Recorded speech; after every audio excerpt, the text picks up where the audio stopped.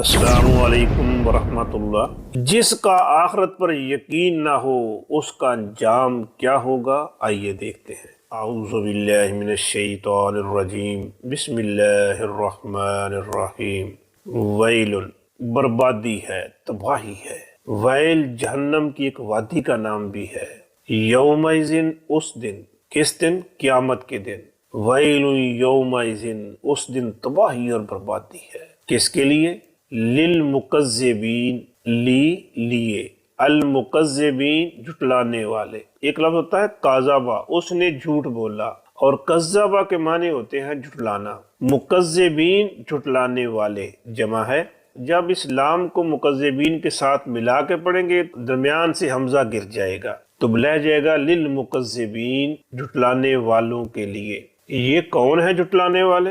الذین، وہ لوگ جو یکذبون، جھٹلاتے ہیں۔ مکذبین، جھٹلانے والے، اور یکذبون، جھٹلاتے ہیں، فعل مضارع ہے۔ بی یوم، بی کو، یوم دن، بی یوم دن کو، الدین بدلہ، یوم الدین بدلے کا دن، بی یوم الدین بدلے کے دن کو۔ جھٹلانے والے کون ہیں؟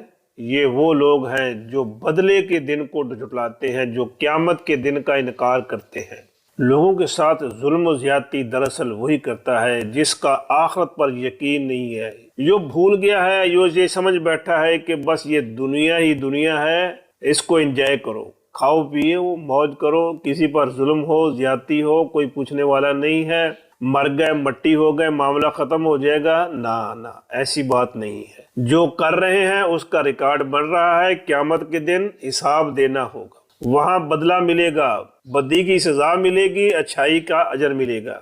ترجمہ پھر دیکھ لیجئے۔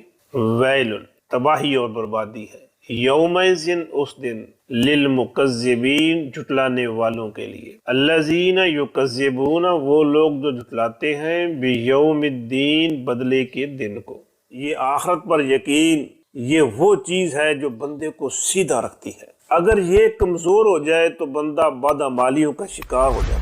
ہمیں اس بات کا یقین رکھنا چاہیے کہ جو کر رہے ہیں وہ ریکارڈ بن رہا ہے، قیامت کے دن اس کے مطابق جزا سزا ہوگی، لہٰذا احتیاط سے زندگی گزارے۔